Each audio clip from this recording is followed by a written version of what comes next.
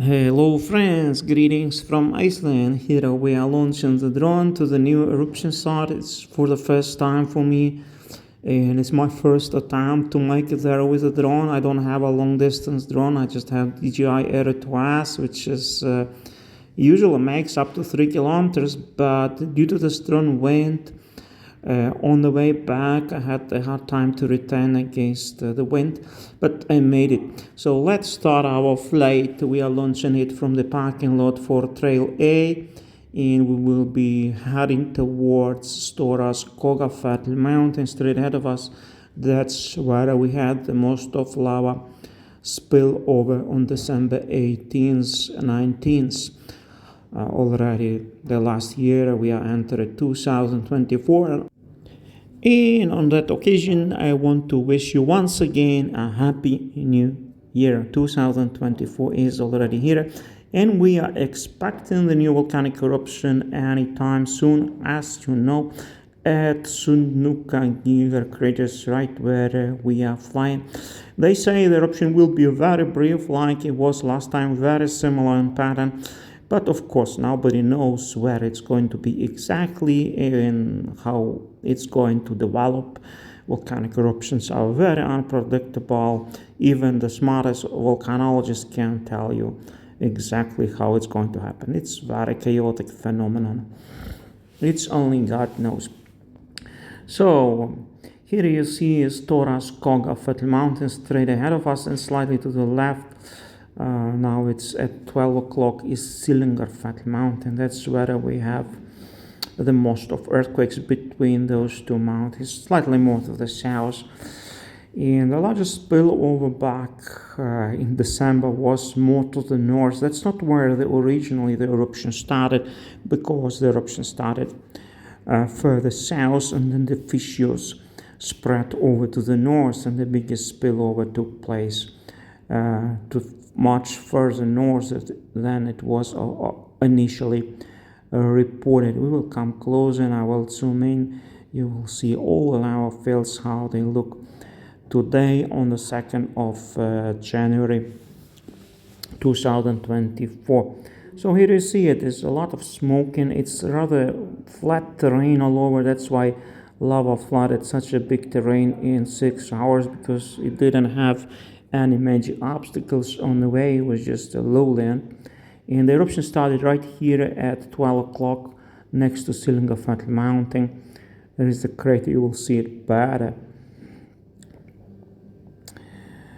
And that's how Reykjanes Peninsula looks in this area. Stora's Kogafjall mountain, big woods or big forest mountain is straight ahead of you. And that's how far lava went up north. As you see, flooded quite big terrain to the north of Stora's Kogafjall mountain. Many tongues of lava spilled in many directions. It's very shallow, a lava cover, maybe half a meter all over. A few small craters. This lava field does not have really big craters, just a few small craters. But there you see a helicopter flying with tourists probably exploring the new eruption site. And Sundhnukur craters just in between those two mountains. You see them, the ancient craters in the background.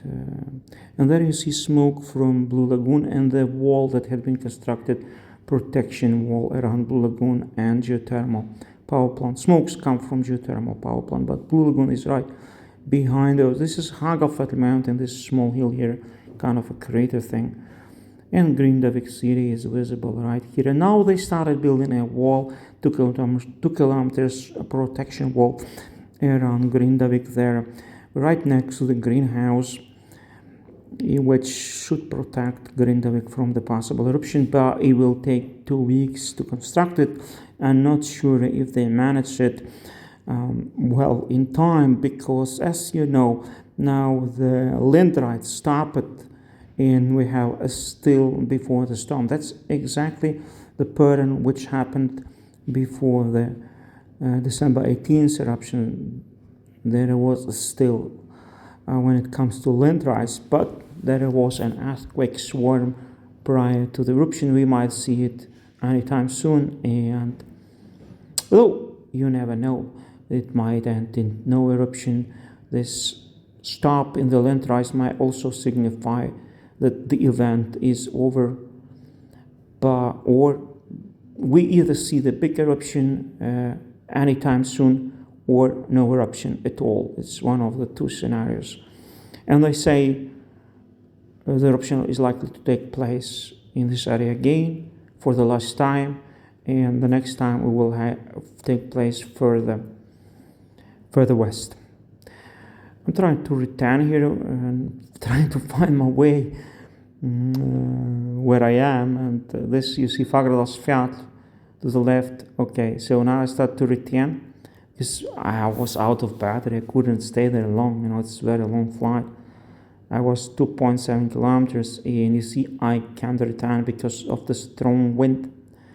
I have to descend down because I simply couldn't. The drone couldn't simply fly because of strong wind, and I was afraid I might lose my drone. At this point, I was concerned, and I started lowering the altitude. I was about 300 meters altitude to 200, I don't know, but I started to go lower, and then I tried to use sports mode, which eats battery quicker, and well, I made it. I can tell you I made it because you see the video, but the battery was just barely enough to make it 90 meters from me, and then I ran to grab the drone. But this is how it looks. All those fields around the greenish thing, lava fields from 5,000 years ago. There had been numerous eruptions in this area, as you see, with countless craters here and there. And lavafield mountain, Gellingadar, is to the left. And I'm flying back here. I'm lowering the altitude so that the drone could make it easier against the powerful wind.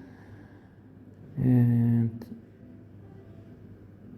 then I somewhat picked up the speed when I came lower.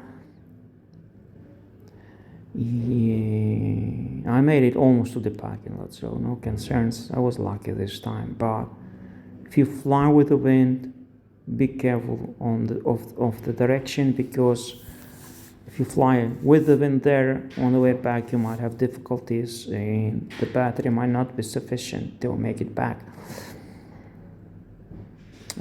So I wish you Happy New Year once again, and be well. All the best to you, my friends.